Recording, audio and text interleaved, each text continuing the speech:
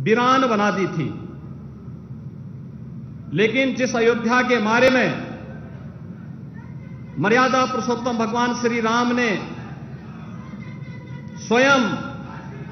इस बात को कहा हो कि जन्मभूमि मम पुरी सुहावनी, उत्तर दिशि वह सरजू पावनी, आखिर वह अयोध्या कैसे वीरान हो सकती थी। आज से 6 वर्ष पहले आदरणीय प्रधानमंत्री जी के मार्गदर्शन, उनकी प्रेरणा से अयोध्या का दीपोत्सव का कार्यक्रम प्रारंभ हुआ।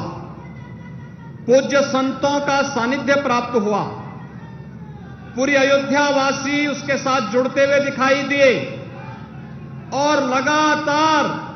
यह प्रदेश का एक उत्सव, देश का एक उत्सव बनता गया। आज ये अपनी सफलता की एक नई ऊंचाई को छू रहा है, जब मर्यादा पुरुषोत्तम भगवान श्री राम के उन आदर्शों को अपने जीवन में उतारने वाले, उन आदर्शों के अनुरूप देश के अंदर राम राज्य की उस परिकल्पना को साकार करने वाले, जिन्होंने पिछले 8 साढ़े 8 वर्ष के दौरान देश के अंदर, जो हम राम राज्य की बात जब करते हैं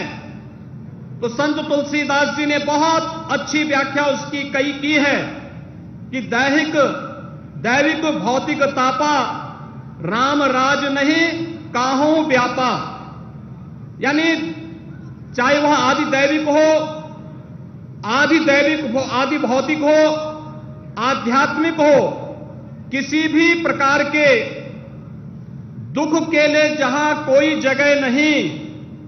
वह राम राज्य की उस परिकल्पना को, जो एक धार्मिक राज्य न होकर के 135 करोड़ लोगों की भावनाओं का प्रतिनिधित्व करने वाला, भारत का एक भारत श्रेष्ठ भारत बनाने की परिकल्पना को साकार करने वाला भारत की वर्तमान व्यवस्था। और भाइयों बहनों, पिछले 8 वर्षों के दौरान इस देश ने और दुनिया ने देखा है, हमने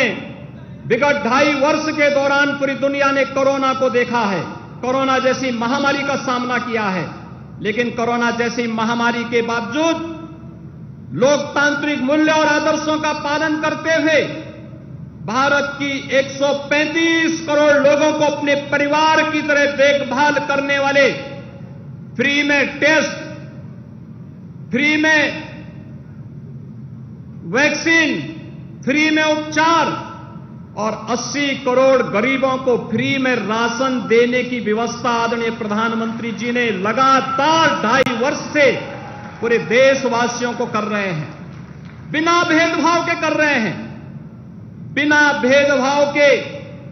हर गरीब के घर में शौचालय का बन जाना, बिना भेदभाव के हर गरीब के सिर को ढकने के लिए छत देकर के प्रधानमंत्री आवास की योजना को उपलब्ध करा देना, बिना भेदभाव के हर गरीब के घर तक विद्युत की लाइन पहुंचा करके उन्हें प्रधानमंत्री सौभाग्य योजना में फ्री में विद्युत के कनेक्शन उपलब्ध करवाने का कार्य हो, या फिर हर गरीब को आयुष्मान बनने के लिए फ्री में 5 लाख रुपए की स्वास्थ्य बीमा का कवर देने का कार्य हो। आपने देखा होगा, कल ही 10 लाख युवाओं को नौकरी देने के लिए प्रधानमंत्री जी ने मिशन रोजगार के तहत 1 वर्ष के अंदर 10 लाख नौजवानों को नौकरी देने के एक नए कार्यक्रम को आगे बढ़ाया। और इससे पहले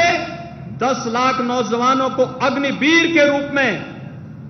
देश की सेनाओं में सम्मानजनक स्थान पर भर्ती होने की प्रक्रिया को जोड़ने की कार्रवाई रही हो। ये सभी राम राज्य की इस परिकल्पना को साकार करता है। विकास की प्रक्रियाएं जिस रूप में बढ़ी हैं, हम सब सौभाग्यशाली हैं कि देश के अमृत महोत्सव वर्ष में हम सब ने देश के अंदर देश के इंफ्रास्ट्रक्चर को भी, गांव और गली को भी, स्मार्ट सिटी के मिशन को भी और आदर्श गांवों की परिकल्पना को साकार होते हुए हम सब देख रहे हैं। और यही नहीं, गुलामी के अंश से मुक्ति हो, लेकिन विरासत का सम्मान हो। विरासत का ही सम्मान है अयोध्या में भगवान श्री राम के भव्य मंदिर के निर्माण का एक कार्यक्रम। विरासत का ही सम्मान है काशी में भगवान विश्वनाथ का भव्य धाम बन जाना, और जो आज एक नया कीर्तिमान स्थापित कर रहा है। अभी आपने परसों देखा होगा, आदरणीय प्रधानमंत्री जी स्वयं केदारपुरी गए थे, बद्रीनाथ धाम गए थे। उत्तराखंड के 4 धामों के पुनरुद्धार की कार्रवाई किस रूप में हो रही है, यह गौरव की अनुभूति हर भारतवासी को कराता है। और महाकाल का वह काल लोक भी हर व्यक्ति को अपनी ओर अभिभूत कर देता है। यही तो है विरासत का सम्मान। योग की परंपरा को वैश्विक मंच पर स्थान देना हो, या फिर प्रयागराज कुंभ के माध्यम से दुनिया के सबसे बड़े आयोजन को एक नई ऊंचाइयों तक पहुंचाने का, अयोध्या का यह दीपोत्सव का एक कार्यक्रम उसी विरासत को सम्मान देने की कड़ी का आदरणीय प्रधानमंत्री जी की प्रेरणा से किए गए प्रयास का परिणाम है। आज उत्तर प्रदेश के अंदर विंध्यवासिनी धाम के पुनरुद्धार की कार्रवाई, वहां के कॉरिडोर के निर्माण का कार्य युद्ध स्तर पर चल रहा है। रामायण सर्किट का कार्य हो या कृष्णा सर्किट का कार्य, मथुरा वृंदावन के विकास को एक नया आयाम देने की कार्रवाई चल रही हो, या फिर बौद्ध परिपथ का कार्य हो, या फिर इस देश के शक्तिपीठों के पुनरुद्धार का कार्य, यह युद्ध स्तर पर देश के अंदर चल करके एक और गांव, गरीब, किसान, नौजवान, महिलाएं और समाज के प्रत्येक तबके को शासन की योजनाओं का लाभ देना। और उसी का परिणाम है कि आदरणीय प्रधानमंत्री जी जब देश के अंदर किसी भी कोने में जाते हैं, पूरब में हो या पश्चिम में, उत्तर में हो या दक्षिण में, पूरा भारत एक साथ एक स्वर से उनके नेतृत्व में बोलता हुआ दिखाई देता है, डोलता हुआ दिखाई देता है, चलता हुआ दिखाई देता है। और यही नए भारत के, श्रेष्ठ भारत के, एक भारत श्रेष्ठ भारत के शिल्पकार आदरणीय प्रधानमंत्री जी का आगमन आज अयोध्या धाम में दीपोत्सव के इस कार्यक्रम में हुआ है।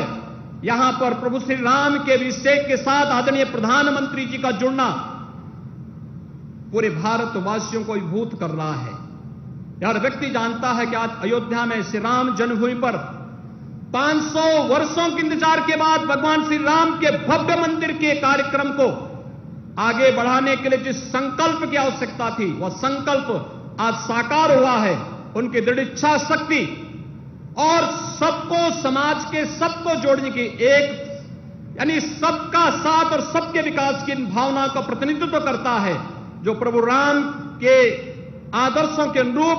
भारत को विकास की नई ऊंचाइयों तक पहुंचाने का कार्य कर रहा है। और आज आदरणीय प्रधानमंत्री जी का आगमन स्वयं इस कार्यक्रम में यहां पर हुआ है। मैं बड़े सम्मान के साथ आदरणीय प्रधानमंत्री जी को सादर आमंत्रित करता हूं कि आदरणीय प्रधानमंत्री जी कृपया मंच पर आकर के अपने कर कमलों से भगवान श्री राम का अभिषेक करने